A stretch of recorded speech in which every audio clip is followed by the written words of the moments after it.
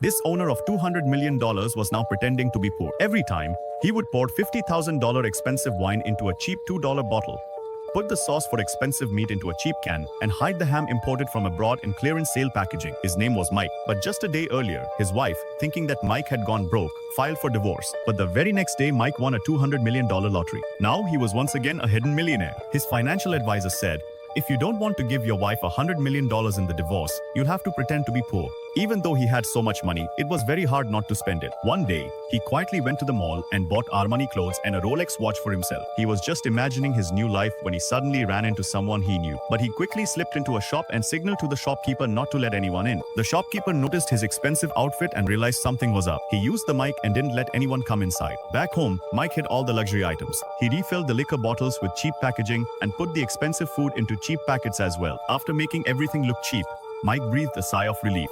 And with just one bite, he realized that being rich is truly enjoyable. But Mike had no idea that repackaging everything was about to become a big problem for him. Just then, his wife came home. Mike quickly lay down on the sofa and took off his designer clothes so his wife wouldn't get suspicious. His wife suggested that he get a job at the supermarket. To avoid raising suspicion, Mike agreed. But he never imagined that the owner of that store would be David, the same David who had been his enemy since school days. David always used to taunt him, but thinking about the $20 million, Mike swallowed his anger. Now, during the day, he worked at the supermarket like a poor man, and at night he enjoyed himself in five-star hotels. But the lives of the rich are strange. Simple, a bit boring, and somewhat empty. One day, his in-laws suddenly came over. His wife took out that cheap-looking bottle of wine. Mike got nervous and said, "This one cheap, let's open another one." But his father-in-law took a sip and said, "Wow, this is excellent wine.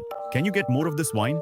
Seeing her father happy, his wife gifted him several bottles. Mike's heart sank. He was just about to take a sip when, by mistake, his expensive watch got noticed. In a sudden and decisive move, his father-in-law, a man whose presence often commanded attention, swiftly reached out and firmly grasped his wrist. This immediate action was executed with an unexpected forcefulness, clearly indicating a strong intent to intervene or assert control in the unfolding situation. The grip was unyielding, a clear signal of the father-in-law's determination and the gravity of the moment, leaving no doubt about the significance of his intervention.